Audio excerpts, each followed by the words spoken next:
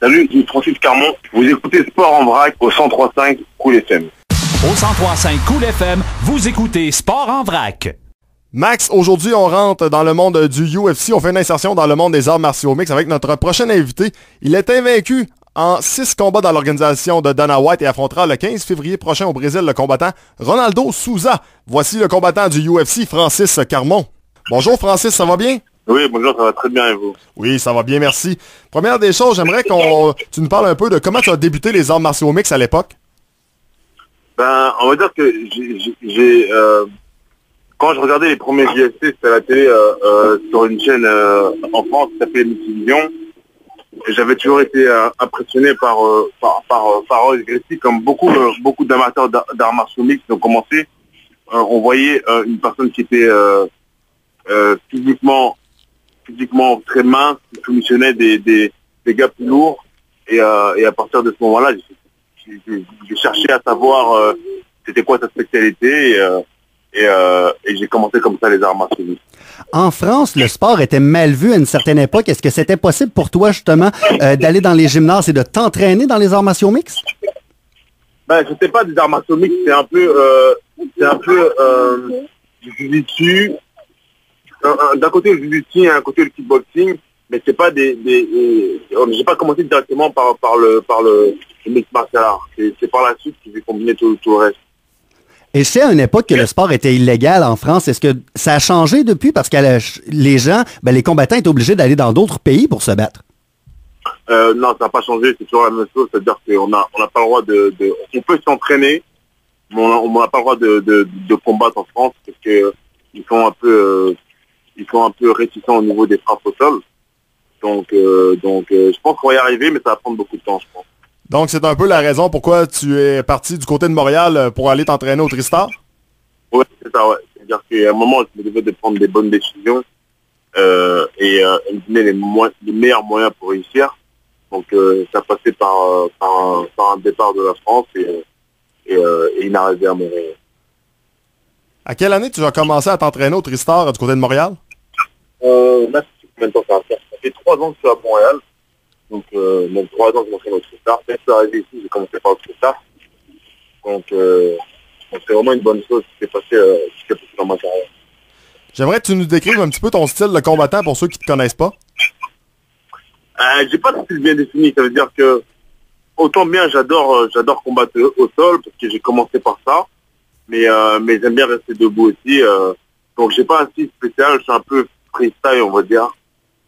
Mais je préfère quand même, j'ai une petite préférence pour la boxe thaï.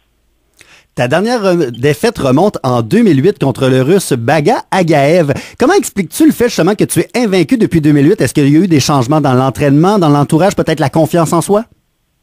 Ben, on va dire que à l'époque où j'habitais en France, j'avais une manière de m'entraîner qui était un peu anarchiste. Ça veut dire que je m'entraînais peut-être 4 fois par semaine. J'avais une personne qui s'occupait de me trouver des combats. Dès qu'il me disait qu'il y avait un combat, on y allait un peu sans y être préparé. C'était à 2-3 semaines, on y allait. C'est une bonne chose, ça te force un mental et un palmarès. Enfin, j'ai voyagé beaucoup dans le monde pour combattre, donc ça m'a donné de l'expérience. Mais ça m'a aussi donné des défaites parce que j'étais pas bien préparé. Donc à partir du moment où j'ai pris ma carrière en main, j'ai tout changé, on va dire que ça a changé. Donc c'est vraiment de mettre une structure dans l'entraînement qui a fait en sorte que les performances sont devenues constantes. Ouais, une structure et aussi un sérieux à l'entraînement. C'est-à-dire que maintenant je m'entraîne 2 fois par jour, ça change 4 fois par semaine quand je sors. Quand on regarde ta fiche, t'es pas reconnu comme étant un cogneur énorme. T'es pas un gars qui fait beaucoup de KO. T'es pas un gars non plus qui est vraiment très très énorme dans les soumissions. Dans le fond, je regarde un peu ça. T'es un peu le gars qui est un peu le plus imprévisible. On sait pas si tu vas mettre le gars KO. On sait pas si tu vas y aller par soumission ou tout simplement ça va à la limite. Ben, j'ai gagné beaucoup de combats par soumission. Je crois que j'ai 10 soumissions comme ça. 10 soumissions, 6 décisions et le reste par TKO. Donc voilà, je suis un peu, voilà, je peux tout faire, je peux aussi bien frapper debout, aussi bien frapper au sol, ou n'importe. On va dire, ouais, je suis comme ça. Dès que je vois une opportunité qui arrive dans le combat, j'essaie de la saisir. Ton prochain combat sera contre Ronaldo Souza. Comment tu vois ton prochain combat? Ben, depuis le début, j'ai dit que Jacare Souza était... pour moi, c'est un des top 2, top 3. Enfin, bon, il est classé 3e, mais c'est vraiment un des plus dangereux dans la catégorie. C'est-à-dire que moi, je vois Weidman, je pense même qu'il est plus dangereux qu'Anderson Silva. Pourquoi? Il est 13 fois champion du monde en jiu-jitsu. Son pied-point a vachement progressé. Il a une grosse force physique. C'est-à-dire que c'est vraiment un adversaire qui est dangereux. Pour moi, c'est comme si je me battais pour un championnat du monde. Bref, c'est ton plus gros test en carrière? Ah, ça c'est sûr que c'est mon plus gros défi à relever. T'en as parlé, Souza, qui est un expert en jiu-jitsu brésilien. Est-ce que tu as eu à faire une adaptation particulière pour ton entraînement? On va dire que non, parce que moi, je veux rester dans mon style. Je veux emmener le combat où je veux l'emmener. C'est-à-dire que si je me prépare, je vais me préparer pour ces soumissions, pour ce qu'il est fort au sol, mais je peux en faire une petite. C'est-à-dire que si je me fixe trop dessus, ah ben, je risque de négliger certains domaines auxquels il pourrait me sortir. C'est-à-dire que je vais faire mon même entraînement que d'habitude et je vais rajouter quelques petites choses, mais pas de grands changements. D'accord. De te battre contre lui en sol brésilien alors qu'il sera chez lui, comment tu vois ça? Ben, au tout début, quand on m'a dit que je vais combattre tout ça, bon, j'ai tout de suite accepté. C'est vrai qu'il y a le déplacement qui risque d'être difficile parce qu'il y a quand même 14-15 heures d'avion de Montréal au Brésil. Mais je me suis dit qu'eux, ils font la même chose quand ils vont combattre à Las Vegas ou aux États-Unis. Ils sont obligés de voyager. Quand Anderson Silva il va combattre à Las Vegas, je crois qu'il a pareil, 12 heures d'avion.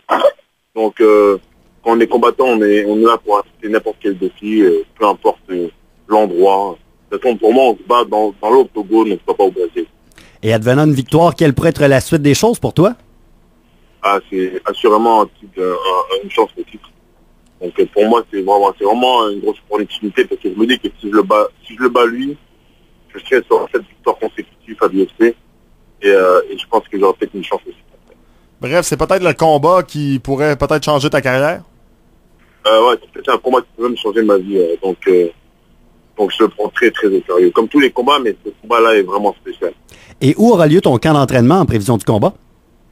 Comme d'habitude à Montréal, je vais peut-être emmener des partenaires d'entraînement avec un type différent, mais ce sera à Montréal. Est-ce qu'on peut nommer quelques partenaires d'entraînement avec qui tu feras affaire? De Montréal ou de l'extérieur? De Montréal? De Montréal, c'est toujours les mêmes partenaires, c'est-à-dire que David Loiseau, Georges Saint-Pierre, Rory McDonald, Abdelmedjeboud, Nordine Taleb, comme d'habitude, les mêmes gens du traiteur. Les grands des arts martiaux mixtes québécois, dans le fond.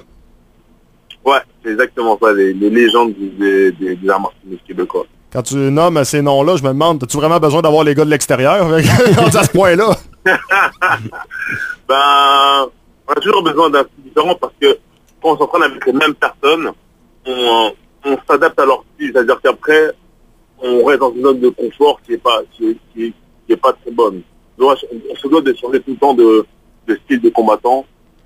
Et je pense que personne au très tard a le même style que Jacare Souza. Donc, c'est pour ça qu'on va peut-être aller chercher des partenaires à l'extérieur.